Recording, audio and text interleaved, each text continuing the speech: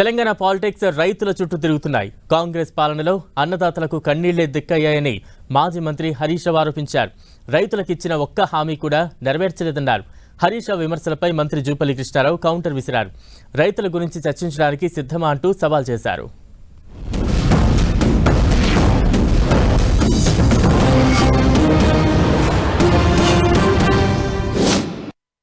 ఇలా వాళ్ళు గ్రామాల్లోకి వెళ్ళి బ్యాంక్ అధికారులు నోటీసులు ఇవ్వడమే కాదు, ప్రత్యక్షంగా గ్రామాల్లోకి వెళ్ళి రైతుల్ని బెదిరిస్తున్నారు.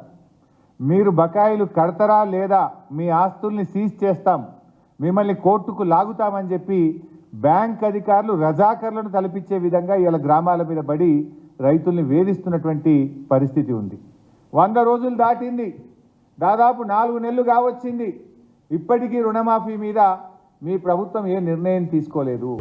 నేను ఇవాళ ఛాలెంజ్ చేస్తా ఉన్నా, హరీష్ రావు ముందుకు వస్తావా?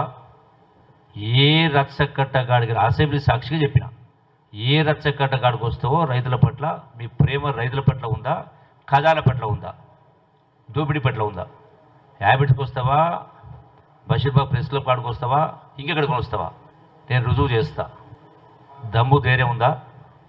నీవే చెప్పు, డేటు చెప్పు, టైం చెప్పు, డేటు టైం వద్దా చెప్పు, నేనే వస్తా స్వయంగా. అంటే ప్రజల్ని తప్పుదో పడిచే కార్యక్రమం చేస్తూ ముసలి కన్నీరు గారుస్తూ మీరేదో పొడిచినట్టుగా రైతులను మొత్తం ఆదుకున్నట్టుగా ఈ రోజున మీరు ఓట్లు దండుకోవాలనే ఉద్దేశంతో మాట్లాడే మాటలు తప్ప ఇంకా మీకు ఆ నైతిక అర్హత లేదు.